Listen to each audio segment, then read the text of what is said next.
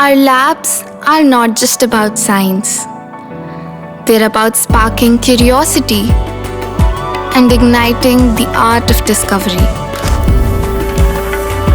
Sinkhania Educational Institute, cultivating knowledge.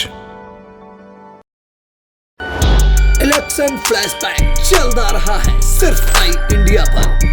Lok Sabha चुनाव में पहले चरण के लिए बुधवार 20 मार्च से नामांकन प्रक्रिया शुरू हो रही है, लेकिन यूपी में अभी तक किसी भी पार्टी के प्रत्याशियों की पिक्चर क्लियर नहीं है। भाजपा 51 नाम घोषित करने के बाद बाकी बचे नामों को तय करने में अटकी पड़ी है। कांग्रेस के हिस्से 17 सीटें हैं, इनमें से एक पर भी प्रत्याशी की अब तक घोषणा नहीं हुई है। बसपा यूपी की सभी 80 सीटों पर प्रत्याशी उतारने का दावा कर रही है, लेकिन यहां भी हाल अभी तक असमंजस वाला ही है। हालांकि सपा प्रत्याशी घोषित करने में सबसे आगे रही है, लेकिन कुछ सीटों को लेकर वहां भी पेच फंसा हुआ है। चर्चा हो रही है कि सपा को एक सीट पर भाजपा के फैसले का इंतजार है, तो 2 सीटों पर अपने कद्दावर नेता की सहमति का इंतजार है। वहीं 2 सीटों पर प्रत्याशी बदलने पर विचार मंथन होने की चर्चा हो रही है। आइए बताते हैं यह 5 सीटें कौन है और माजरा क्या है। सपा ने अभी तक रामपुर और मुरादाबाद सीट पर अपने पत्ते नहीं खोले हैं। 2019 में वरिष्ठ सपा नेता आजम खां के कहने पर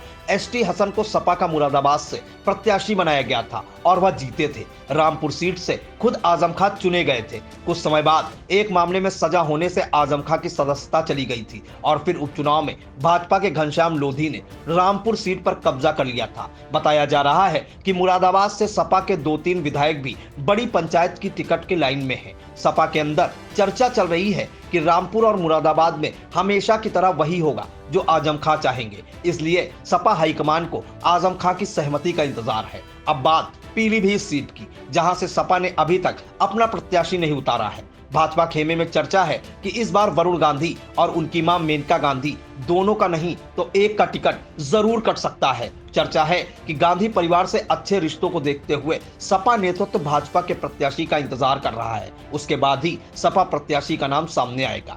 मेरठ लोकसभा सीट पर सपा ने भानु प्रताप सिंह को मैदान में उतारा है। चर्चा हो रही है कि इनके स्थान पर सपा से किसी स्थानीय दलित नेता को सपा का उम्मीदवार बनाकर मैदान में उतारा जा सकता है। ऐसा ही अनुमान बिजनौर लोकसभा सीट का भी है। यहाँ पर सपा ने चौधरी यशवीर सिंह को टिकट दिया है। यहाँ पर भी किसी दलित या मुस्लिम चेहरे को सपा से उतारने पर चर्चा चल रही है। ब्यूरो रिपोर्ट, आई इंडिया। इलेक्शन फ्लैशबैक चलता रहा है सिर्फ आई इंडिया पर।